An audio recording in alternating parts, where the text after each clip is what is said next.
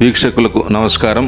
Real estate వ్యాపారంపై మత్స రూపంలో ఇంటూరికి కష్టం వచ్చింది. ఉమ్మడి ప్రకాశం జిల్లాలో జగమెరిగిన ఇంటూరి ఒక్కరే. ఆయనే కందుకూరు నియోజకవర్గ శాసనసభ్యులు ఇంటూరి నాగేశ్వరరావు. 2 దశాబ్దాల తరువాత కందుకూరు నియోజకవర్గంలో తెలుగుదేశం పార్టీని గెలుపు గుర్రం ఎక్కించిన నేత. రాజకీయాల్లోకి రాకముందు ఆయన రియల్ ఎస్టేట్ వ్యాపారి. ఇంటూరి నాగేశ్వరరావుకు రెయిన్బో ఇన్ఫ్రా డెవలపర్స్ పేరిట హైదరాబాద్ కేంద్రంగా రియల్ ఎస్టేట్ బిల్డింగ్ కన్స్ట్రక్షన్ వ్యాపారం ఉంది.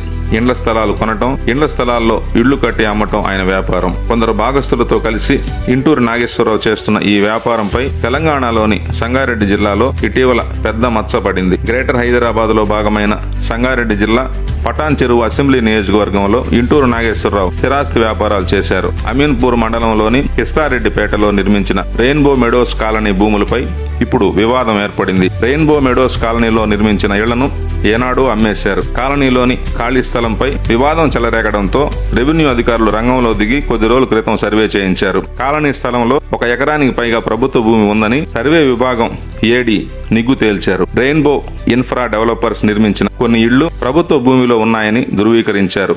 దీంతో రెయిన్బో మెడోస్ కాలనీలో ఇండ్లను కొనుగోలు చేసి అక్కడే నివసిస్తున్న ప్రజలు ఆందోళనకు గురయ్యారు. వారిలో కొందరు ఇప్పటికే 2 సార్లు కందుకూరు వచ్చి ఇంటూరి నాగేశ్వరరావును కలిసి మాట్లాడారని తెలిసింది. రెయిన్బో మెడోస్ కాలనీ లేఅవుట్ కు హైదరాబాద్ మెట్రోపాలిటన్ డెవలప్మెంట్ అథారిటీ ఆమోదం ఉందని తప్పుడు ప్రచారం చేసి ఇళ్లను విక్రయించారని, రెయిన్బో మెడోస్ లేఅవుట్ అవినీతిమయం అంటూ అక్కడి భారతీయ జనతా పార్టీ నాయకులు ఆందోళనకు దిగారు. తెలుగుదేశం పార్టీ మానసిక పత్రిక ఆంధ్రజ్యోతి దినపత్రికలోను, సాక్షి ఇంకా కొన్ని చిన్నా చితకా పత్రికల హైదరాబాద్ ఎడిషన్ లో ఈ వార్తను ప్రచురించారు. కానీ ఇంటూరి నాగేశ్వరరావుపై ఒంటి కాలి మీద లేచే ఆంధ్రజ్యోతి ఒంగోలు ఎడిషన్ లో ఈ వార్త ప్రచురితం కాలేదు. సాధారణంగా ఒక ప్రముఖుడిపై ఒక జిల్లాలో వార్త వస్తే ఆ ప్రముఖుడితో సంబంధ బాంధవ్యాలున్న అన్ని ప్రాంతాల్లోని ఎడిషన్లలో కూడా ఈ వార్తను ప్రచురిస్తారు. ఇంటూరి నాగేశ్వరరావుపై గతంలో అవినీతి ఆరోపణలు గుప్పించిన ఆంధ్రజ్యోతి ఈసారి మాత్రం హైదరాబాద్ ఎడిషన్ లో ప్రచురితమైన వార్తను కందుకూరు దాకా తీసుకురాలేదు. హైదరాబాద్ ఎడిషన్ లో వార్త ప్రచురించాక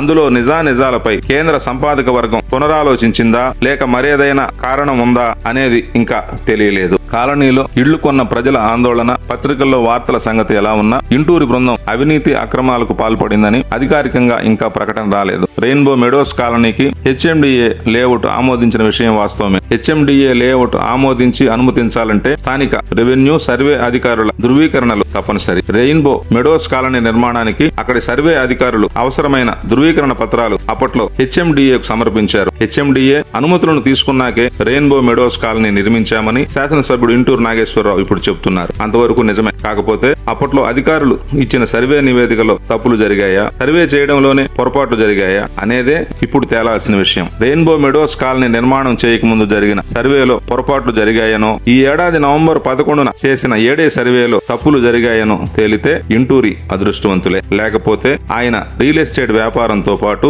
రాజకీయ జీవితం మీద కూడా ఇది ఒక మచ్చగా మిగిలిపోతుంది.